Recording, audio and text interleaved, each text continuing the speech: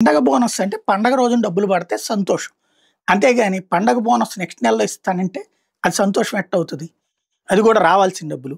అది పెన్షనర్ల విషయంలోను లేకపోతే ఉద్యోగుల విషయంలో. అందులో విచిత్రం వల్ల ఆ డబ్బులు మీరు రిటైర్ అయ్యాక ఇస్తాను ఇప్పటిదాకా ఉన్న బకాయి లేకపోతే పెన్షనర్లకేమో 2027లో ఏడాదికి 12 నెలల పాటు దాన్ని డివైడ్ చేసి ఇస్తాను. ఇట్లాంటి విచిత్రమైనది జరిగింది. ఇకపోతే ఇవాళ సంస్మరణ దినోత్సవం. పోలీసుల అమరవీరుల సంస్మరణ దినం. మీకందరికీ నేను చాలా సేవ చేశానని చెప్తున్నారు చంద్రబాబు గారు. చాలా సంక్షేమం చేశానని చెప్తున్నారు. ఏం సంక్షేమం చేశారు? వాళ్ళకివ్వాల్సినటువంటి డబ్బులు కూడా ఇస్తానని ఇప్పుడు ప్రకటించారు. ఎరియర్స్ ఏవైతే సరెండర్ లీవ్స్, ఎర్నడ్ లీవ్స్ ఏవైతే ఉన్నాయో అవి.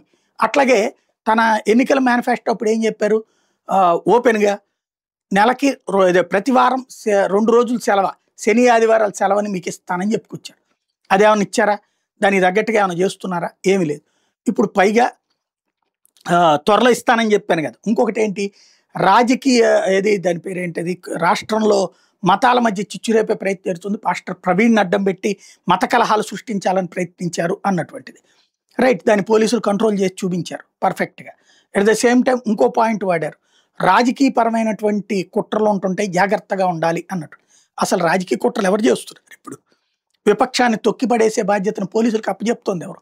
పోలీసుల్ని చివరికి రాజకీయ కార్యకర్తల్లాగా వాడుకుంటున్నది ఎవరు? ఇవన్నీ రివర్స్‌లో మాట్లాడడమే స్పెషల్.